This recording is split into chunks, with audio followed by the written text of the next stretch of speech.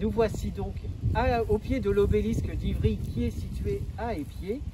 Obélisque qui nous rappelle l'endroit où le roi Henri IV s'est reposé à l'issue de la bataille. Vous êtes donc en présence d'un monument qui commémore une sieste. Oui. Henri IV s'est endormi là sous des poiriers à l'issue de la bataille. Bataille qui a concerné une grande partie du canton de Saint-André. Il faut imaginer autour de nous 15 à 20 000 soldats qui se bagarrent, des combats assez terribles. Vous imaginez à l'époque les circonstances. Henri IV, les troupes d'Henri IV victorieuses. On est sur le lieu, sur la plaine où a été prononcée la phrase « Ralliez-vous à mon panache blanc ». La fameuse phrase, son panache blanc, tout simplement son chapeau qu'il agitait pour se faire reconnaître au milieu de tous les troupes. Ce que je vous propose, comme c'est la journée porte ouverte, nous allons franchir tous la porte pour nous approcher du monument et en savoir plus.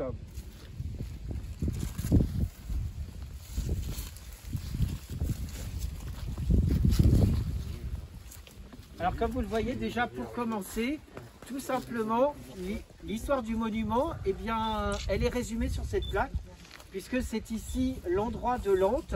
L'Ante, est-ce que parmi vous, il y en a qui savent ce que c'est que l'Ante? C'est un poirier, non? Voilà, donc une greffe de poiriers. Bon, c'est facile pour toi. Voilà, donc vous êtes à l'endroit des poiriers sous lequel le roi Henri IV s'est reposé à l'issue de cette bataille. Au-dessus de nous, le buste d'Henri IV, préservé puisque lors de la tempête de 99, le monument tombe dans l'allée. Donc ce buste se retrouve à terre, sera protégé, pas comme le blason de l'autre côté que vous allez découvrir qui est une copie, l'original ayant été volé le jour de la tempête. Vous voyez, rien n'arrête. Donc on va faire le tour du monument.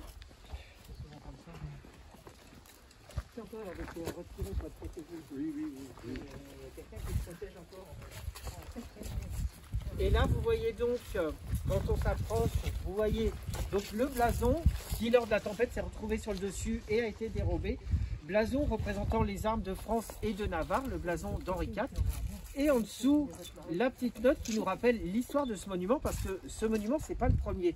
Il y avait déjà eu un monument commémoratif au milieu du XVIIIe siècle, un autre à la fin du XVIIIe siècle, fait par des descendants d'Henri IV, puisque par le comte le duc de Penthièvre. La Révolution passera par là et mettra à terre ces monuments.